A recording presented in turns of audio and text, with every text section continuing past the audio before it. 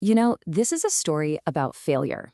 But not just any failure. We're talking about a massive world stage failure, an attempt to grab one of the last great prizes on Earth. And yet somehow, out of that total failure came one of the most incredible, most inspiring stories of human survival you will ever hear. Okay, let's get right into it. I want you to really picture this. It's 1914. Forget GPS. There's no radio that can call for help. No rescue choppers are coming for you. It's just you, your crew, and this one wooden ship going up against the most brutal place on the entire planet. This is what happened to 28 men who basically sailed right off the edge of the known world and straight into an absolute nightmare. And every nightmare like this, it always starts with a big dream. And this dream, well, it was one of the boldest, most audacious goals of the entire heroic age of polar exploration. Seriously, this was a goal so huge it was kind of insane. So what was the plan? Ernest Shackleton wanted to be the first person to walk across the entire Antarctic continent. I'm talking a nearly 3,000-kilometer journey on foot right over the South Pole. It was called the Imperial Trans-Antarctic Expedition. Basically, the last great prize, the last epic journey left for humanity to conquer. But to even start this massive trek, they had to get through the Weddell Sea. And let me tell you, this was not just some patch of choppy water. This place was a legend, a notorious ship killer. When they made their last stop at a whaling station, the old hardened sailors there, guys who'd seen everything and feared nothing, they actually warned Shackleton. They told him, turn back. The ice is the worst we've seen in our entire lives. They were practically begging him. So what does Shackleton do? He's this incredibly optimistic guy, right? He just pushed on. He rolled the dice. And for a little while, it actually looked like the gamble was going to pay off. That is, until those old whalers' warnings came back to haunt them, becoming this horrifying, inescapable trap. And when the trap closed, it closed hard. The ice didn't just stop the ship, it basically swallowed it whole. For 9 long, agonizing months, their ship, the Endurance, was just frozen solid. Imagine being a toy stuck in the grip of this giant frozen ocean. And every single day, the ice wasn't drifting them closer to where they wanted to go. Oh no, it was dragging them deeper and deeper into the wilderness. They were completely helpless, just passengers in this slow-motion disaster. Can you just imagine the sounds? I'm not talking about gentle creaks. The crew described it as shrieks and groans coming from the ship's wood, like it was a giant animal being crushed. The men could do nothing but watch as the immense pressure just bent and snapped these huge wooden beams. They tried to fight it, hacking away at the ice with axes and saws, but it was completely useless. It was like trying to stop a moving glacier with a pocket knife. So any little bit of hope they had that this was just, a temporary problem, that was getting squeezed right out of them, just like the ice was squeezing the life out of their ship. The cold, hard reality started to set in for everyone. This wasn't an expedition anymore. They were caught. And then came the moment it all ended.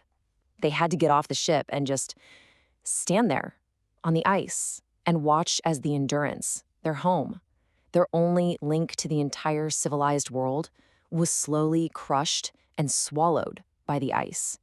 1 minute it's there, the next, it's just gone, sunk. And just like that, 28 men were stranded on a floating sheet of ice, literally 1,000 miles from another human soul. So the grand mission to cross Antarctica, that was over, done. A totally new mission took its place, and it was much, much simpler. Just survive until tomorrow. Okay, so their first instinct is, we gotta save ourselves. The plan? Drag these 3 massive lifeboats, we're talking 1 ton each, across the ice to open water. But the ice surface wasn't flat. It was a total nightmare, just jagged ridges and deep slushy snow. They gave it everything they had. And after 3 hours of just brutal, exhausting work, they'd gone 1 mile. Yeah, the math wasn't pretty. They realized walking out of there wasn't just going to be hard, it was literally impossible. And this number just perfectly captures how alone they were. 497. That's how many days passed from the moment their ship got stuck until they finally stood on solid land again. Just let that sink in. 497 days. That's almost a year and a half, just drifting on a piece of ice at the end of the earth. But this is where Shackleton really proved what a brilliant leader he was. See, he understood that the biggest threat wasn't the freezing cold or starvation. The real enemy was despair. So he fought it. He created routines. He made sure every single man had a job to do, something to focus on. Food was rationed with perfect fairness. He kept them busy, kept them working as a team, all while living with the constant fear that the ice under their camp could just crack open at any second. Okay, so things get even worse. Eventually, the giant piece of ice they were living on, it just broke apart. They had no choice but to finally get into those little lifeboats and face the open, freezing ocean.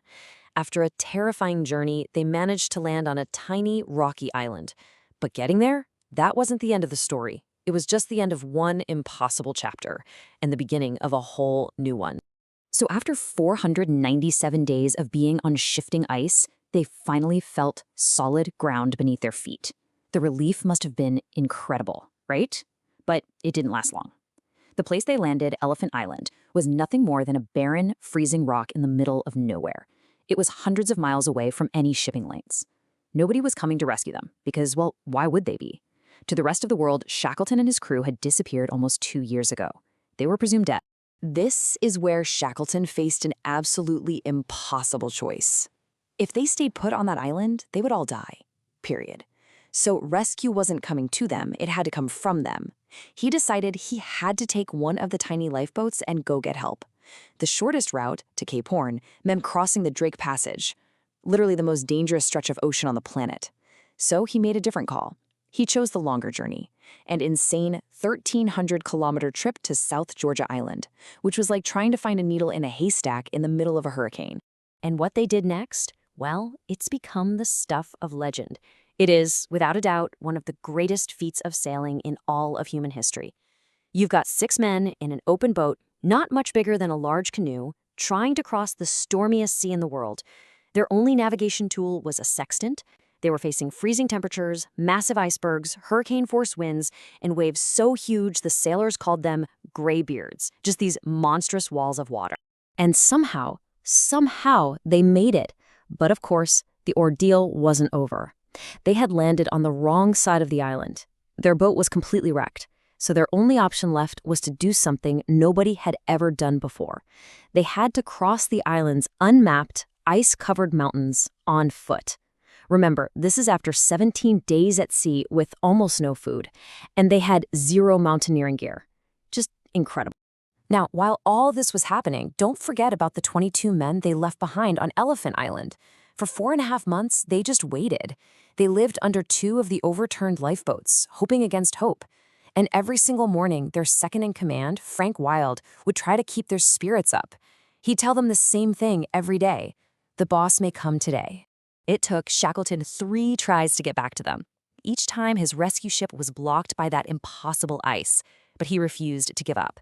On his 4th attempt, he finally broke through, and as his ship approached the island, he looked through his binoculars, and he started counting the men on the beach. He saw them all. All 22 of them were still alive. After almost 2 years lost at the bottom of the world, he hadn't lost a single member of his crew. So, did Shackleton ever cross Antarctica? No. By his own original goals, the entire expedition was a complete and utter failure. But in that failure, he found a much, much greater success. Today, nobody really remembers him for the continent he didn't cross. We remember him for the impossible journey he survived, and for proving that the true measure of a leader isn't about achieving a goal, but about bringing every single person back alive.